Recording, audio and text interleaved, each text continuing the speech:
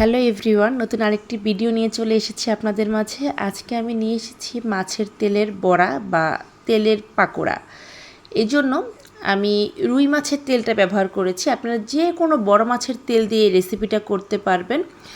বড়া অনেকে অনেকভাবে করে, আমি যেভাবে করি আজকে সেই রেসিপিটা আপনাদের সাথে শেয়ার করব। এখানে আমি একটা বড় সাইজের রুই মাছ, তার যে তেলটা আছে সেটা নিয়ে নিয়েছি। তেলটা কিন্তু অনেকটাই পরিষ্কার ছিল, যেন আমাকে পরিষ্কার করতে হয়নি। অনেক সময় দেখবেন এই মাছের তেলে মানে ঘাস থাকে বা তেলটা অপরিষ্কার থাকে, এটা পরিষ্কার করে নিতে হয়। কিন্তু এটা কিন্তু এমনিতেই পরিষ্কার ছিল, আমাকে পরিষ্কার করে নিতে হয়নি। আমি জাস্ট একটু ভালো করে জল দিয়ে এটাকে ধুয়ে নিয়েছি।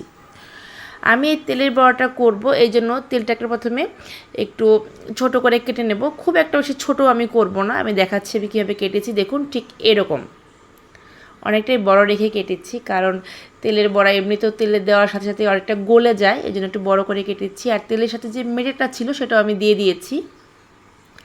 অনেকে তেল পটকাও পছন্দ করেন বা তেল দিয়ে পেঁয়াজ দিয়ে ভুনা করলে সেটাও ভালো লাগে, তবে আমাদের বাসায় এই তেলের বড়াটাই খেতে সবাই বেশি পছন্দ করে, এই জন্য আমি এভাবেই করে থাকি। প্রথমেই এই তেলের মধ্যে আমি দিয়ে দিলাম ময়দা। আমি এখানে 2 টেবিল চামচ ময়দা আর 1 চা চামচ দিয়েছি কর্নফ্লাওয়ার। সাথে আমি দিয়ে দেবো স্বাদ অনুযায়ী লবণ। লবণটা অবশ্যই পরিমাণ মতো দিতে হবে, বেশি হয়ে গেলে বড়া খেতে ভালো লাগবে না। সাথে আমি দিয়ে দিলাম 1/2 চামচ হলুদ গুঁড়ো, ঝালের জন্য 1/2 চামচ শুকনো মরিচের গুঁড়ো। এখন এখানে আমি হাত দিয়ে সামান্য জল দিয়ে দিয়েছি। খুব একটা বেশি জল কিন্তু দেবেন না, তাতে করে একদম ব্যাটারটা পাতলা হয়ে যাবে। জাস্ট ময়দার যে কোটিংটা সেটাতে তো তেলের মধ্যে খুব সুন্দর করে হয়, সেটা বুঝে আমি জলটা দিয়েছি। এখন এখানে ভালো করে এই ময়দার সাথে এবং মশলার সাথে এই তেলের পিসগুলোকে আমি ভালো করে কোট করব। খুব ভালো করে আমি কোট করে নিয়েছি। দেখুন, ময়দাটাকে খুব ভালো করে কোটিং করতে হবে। তারপর এখানে আমি কড়াইতে সামান্য একটু সাদা তেল দিয়েছি। তারপর বড়াগুলো আমি ছেড়ে দিলাম। যেটা বলছিলাম, তেলের বড়া থেকে কিন্তু এমনি তেল বের হয়, খুব একটা বেশি তেল দেওয়ার প্রয়োজন নেই, অল্প একটু তেল দিলেই হয়ে যায়। বড়াগুলো একটু ফাঁকা ফাঁকা করে আমি ছেড়ে দিয়েছি, যাতে করে একটার সাথে একটা লেগে না যায়, তাহলে ভেঙে যাবে। আমার এই রেসিপিগুলো আপনাদের ভালো লেগে থাকলে আমার চ্যানেলটা সাবস্ক্রাইব করে পাশে থাকা যে বেল আইকনটা আছে সেটাই ক্লিক করে দেবেন। আমি যখনই আমার চ্যানেলে কোনো ভিডিও বা নতুন কোনো রেসিপি আপলোড করব, আপনি সবার আগে নোটিফিকেশন পেয়ে যাবেন।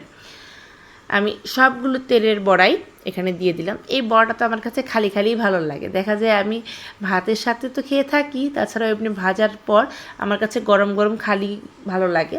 আমাদের বাসায় সবাই এই বড় মাছের যে তেলটা বের হয়, এই তেল দিয়ে এই বড়াটা সবাই পছন্দ করে। এই জন্য যখনই বাজার থেকে এরকম বড় মাছ আনে বা মাছের তেলটা এরকম বড় সুন্দর বের হয়, আমরা এরকমভাবে বড়া করে নিই, যেটা খেতে খুবই ভালো লাগে। আর মাছের তেল কিন্তু আমাদের স্বাস্থ্যের জন্য খারাপ না, এটা কিন্তু আমাদের স্বাস্থ্যের জন্য অনেক ভালো। তাই আপনারা বড় মাছের তেল আনলে পরে বাসায় অবশ্যই এভাবে বড়া করে খাবেন, এটা হেলথের জন্য খুব ভালো। আমি একটা সাইড ভালো মতো ভাজা হয়ে গেছে, তারপর আমি অপর সাইডটা উল্টে দিয়েছি। একটু সাবধানে কাজটা করবেন, যেহেতু তেলের বড়া এমনিতে খুব নরম হয়ে থাকে। দেখা যাবে দিয়ে যদি সাথে সাথে নাড়তে নেন বা বড়াটাকে উল্টাতে চান, তাহলে কিন্তু বড়াগুলো একদম ভেঙে যাবে। আর ভেঙে গেলে কিন্তু বড়াগুলো খেতে ভালো লাগে না, দেখা যায় তেলটা একদম গলে যায়। আমি এটাকে বেশি না 5 থেকে 7 মিনিট মিডিয়াম হিটে ভাজি করে নিচ্ছি, কারণ আমার তেলের বড়াগুলো একটু বড় বড় সাইজ করে নিয়েছি, যাতে করে প্রপার ওয়েতে সিদ্ধ হয় সেটা বুঝে আমি ভাজিটা করে নিচ্ছি। এই তেলের বিভিন্ন ধরনের রেসিপি হয়, যেমন তেল পটকা, ওটাও খেতে খুব ভালো লাগে। আপনাদের সাথে কোনো একদিন ওই রেসিপিটা আমি শেয়ার করব। যারা এরকম বড় মাছের তেল পছন্দ করেন তারা অবশ্যই এই রেসিপিগুলো ট্রাই করবেন, দেখবেন খুব ভালো লাগে খেতে। হয়ে গেছে তেলের বড়া, আমি প্লেটে সার্ভ করে নিয়েছি। দেখুন, একটা বড়া কিন্তু ভাঙেনি এবং খেতে কিন্তু খুবই টেস্ট হয়েছে। এই বড়াটা অবশ্যই গরম গরম খেতে হবে। আপনারা সবাই ভালো থাকবেন, ফিরবো আরেকটি রেসিপি নিয়ে। সেই পর্যন্ত আপনারা সবাই ভালো থাকবেন।